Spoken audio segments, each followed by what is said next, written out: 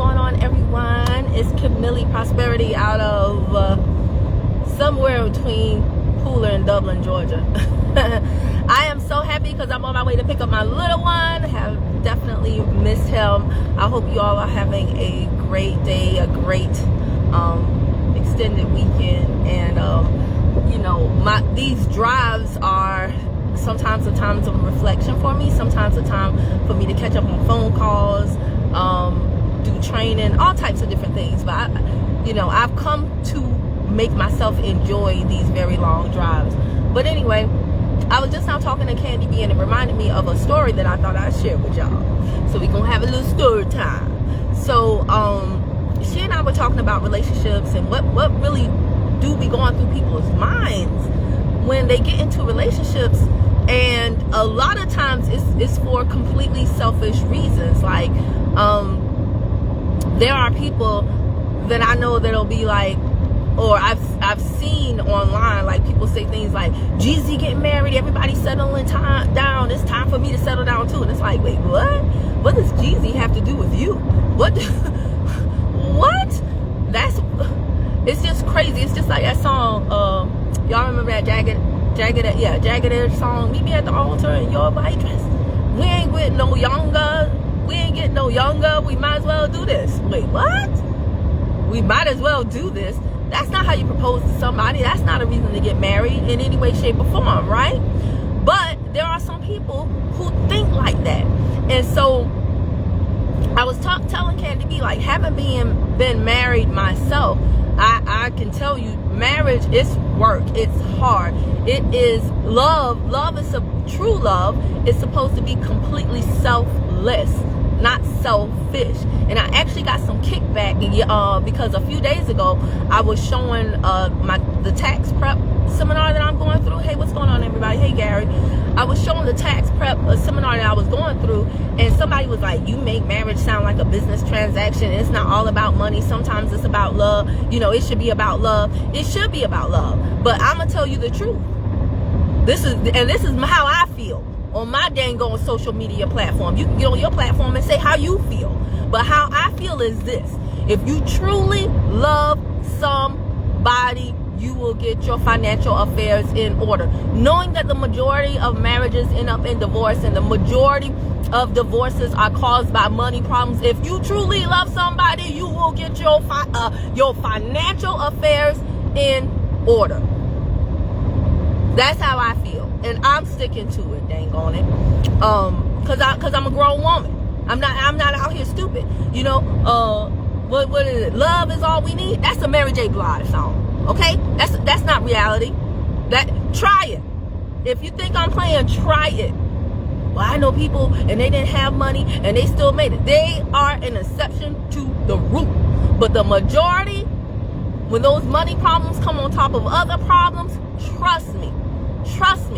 If you already, like, life gives you a blueprint. If they say, hey, statistically, this is what is going on, then it behooves you as a grown, rusty, crusty adult to say, okay, if I know this is already an issue, let me get that issue out of the way so that I increase my probability of success. Anyway, getting back to the topic. So, I was telling Candy B while we were in the conversation that I recently got a letter to my home. And it was a big envelope. Now, the envelope was addressed to me, of course, in my own handwriting. So I was like, what? You know how you get something addressed to you? Usually it's a dentist appointment reminder card, right? Rosalind said, baby, bye. I ain't a gold digger, but I ain't never mess with... Come on, Rosalind. Okay? Why would you even do that to yourself? Okay? And I say that for men and women. I'm an equal opportunity. I'm against brokenness, no matter the gender. Okay? So anyway, I get this huge envelope, and it's addressed to me in my own handwriting, so I'm kind of thrown. I got this envelope January of 20... I feel like I'm yelling. Am I yelling, y'all? Tell me. But I got this envelope January of 2021. So I'm examining the envelope, and I'm like, oh, I know what this is. So January of 2020, I went to the ClickFunnels Hackathon. in that was right before the COVID shutdown. It was in beautiful Tennessee. It was an amazing event. I met amazing people. I am so very glad I went, especially, you know, not knowing that 2 months later the whole world was shut down. Okay, so yes, passionate. Okay, not yelling. I'm not yelling. Okay, cool. But yeah, so I went to the ClickFunnels Hackathon event, and at that event, it was like a 3 or 4 day event. And the last day, I remember that this was the year that they had Tony Robbins come and speak. And y'all know Tony Robbins gets you all in your feelings. So I'm looking at the envelope and I'm like, oh crap, I know what this is. This is that envelope. This is that letter that they had us write to ourselves. And I think it's something like, hey, a year from now, this is what I will have accomplished. Y'all, I got the envelope January 2021. I still haven't opened it yet. I'm gonna open it online with y'all. I'm sure some of the things I've accomplished, I'm sure most I probably haven't. Dream big, right? But I was like, you know, first of all, I was like, kudos to ClickFunnels, because y'all are on it. There were literally thousands and thousands of people at that event. So for y'all to mail my letter back to me in exactly a year from the time I wrote it, that's quite impressive. I'm kind of scared to open the envelope. But anyway, I remember writing that envelope, writing that letter, and at the time that I wrote it, I was sitting next to a guy, right?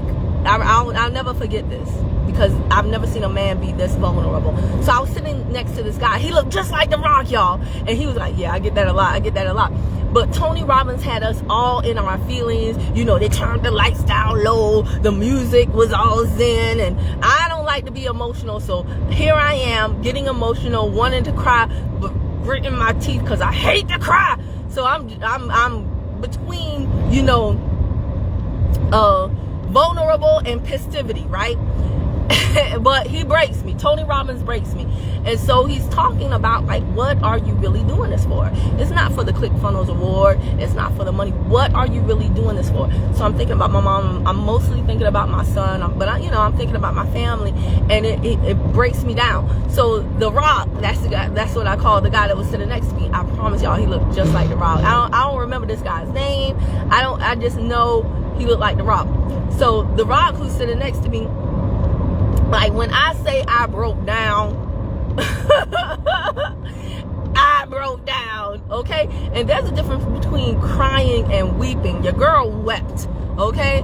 Your girl wept like the women at Jesus's tomb when the thing was rolled back. So The Rock, like, he was a very, very nice guy, but he just like grabbed me, and then you know how a man can grab you and then you break down even more. Oh my gosh, I messed his suit jacket up, baby. I needed that release. And so then it, like, we had to do this exercise where we faced each other and talked about why we were there and truly, you know, like, our emotions or whatever. So after I had my release, then it was his turn. Well, let me tell you something. That role reversal was above, because just like I wept on The Rock's shoulder, he broke down, and I had to hold him. And it was the most beautiful everything ever. You know why? Because he broke down talking about his wife. Now, his wife wasn't there. She was at home with the kids. But y'all, the way this man talked about his wife, he was like, she is a wonderful mother, she is a great wife, she's just a great human being, she deserves the world, da da da da da. And he went on and on about his wife in the most loving, gentle, sincere, caring way I've ever heard in a very, very long time. And I was so happy for his wife, because I was like, this is what love is. Love is selfless. Love is you getting out of your comfort zone for someone else. Love is you recognizing that another person should be exalted and doing everything in your power to make that happen. Love is not me. Love is you. That's what love is. And the way he talked about his wife, it made my heart smile. And I say that because being in network marketing, I've been in a lot of hotel rooms. I don't do like the face-to-face stuff as much as I did back in 2013 and 14 when I first started. But I used to go to a lot of hotel rooms where the meetings were, and those rooms were majority men. And I have heard a lot of men say, I'm doing this for my family, I'm sacrificing for my family. And that is what I want, and I stand firm by that. You know why? Because I've had the alternative. I've been with somebody who hasn't had ambition, who planned more for the weekend than they did for their entire future. And I'm telling you right now, that for me, that does not work for me. I'm not going to be out here fighting for the family and you sitting at home chilling, singing Love Is All We Need by Mary J. Blige. That doesn't work for me. We both got to be fighting for the family. We both have to have a vision. We both have to have ambition, because I need to know that you love me and the family enough to get uncomfortable with me. That's what I meant the other day when I showed that tax prep seminar excerpt, and I said, don't get with nobody who won't have their money straight. Because to me, I don't see how. I have heard of people not wanting to be in a relationship simply because they got too many student loans. Simply, they like, how can I bring somebody into this, into my 120K student? Now that's so sad, right? But that is really the reality. There are some people out here, they don't even want to be in a relationship because they have too many student loans, and they feel like if I have 120K in student loan debt, that's a large chunk of my income that's just going to go to servicing that debt. There won't be anything left to have a house, to have a child, to take trips and vacations. I've already set I'm already doing horrible by myself. I don't want to drag anybody else into this mess. And I'm not saying that's right, but I'm saying I understand. I'm saying I understand. So, for those who think that I'm money hungry or I'm a gold digger, you can think what you want to think. But you've never walked in my shoes and asked someone who got married, and yes, there were 2 incomes, but there were 2 sets of debt, and there were a lot of fights about money. I stand firm on my position. Love is patient, love is kind, it doesn't brag or boast. Love is selfless, and a part of that is you being responsible. You being responsible enough to handle your affairs before you drag somebody else into your mess. Now, it don't have to all be cleaned up, but at least have a plan. Have a cotton picking plan. I know people, they owe child support, they owe home equity, they owe their ex-wife, they owe their ex-husband tons of money, and they already planning the next wedding. Are you freaking kidding me? You cannot love your fiance and you dragging them into this mess. And you don't even have a plan to rectify it. Now, when you and your soon-to-be love of your life filing jointly taxes, guess what? It's probably going to be taken. You're going to take her money. You're going to take his money because your ish not handled. How do you start out like that? With no plan. No plan to fix what you did wrong. That's why when I got out of my last relationship, I wasn't going to go and be like, I just need the comfort of a man. And here I am, tons of credit card debt, tons of divorce debt, tons of student loan debt, living with my mom. What do I look like trying to attract a man to me? For what? Completely selfish reasons. If I had done that, it would have been so selfish. Even if I met a guy who could financially take care of everything else, there is something to be said about standing on your own 2 feet. And it's a beautiful thing when 2 people who can stand on their own 2 feet come together. When 2 people who have ambition come together. When 2 people who have a plan come together. That equally yoked thing is not a game. It's not a game. And if you don't believe me, match up with somebody who's unequally yoked. Test the theory for yourself. You said, Stan Kim. Yes, it's not a game out here, y'all. There are so many things that we can do to make our lives easier. And there are so many people that I see knowing what they are doing and yet still choosing making the wrong choice. And then later on, looking back and being like, why me, God? God's like, don't put me in this. I gave you every single clue possible, and you ignored it, my child. So, y'all, that is my story about the time I wept on the shoulder of that guy who looked like The Rock. I don't know who he is.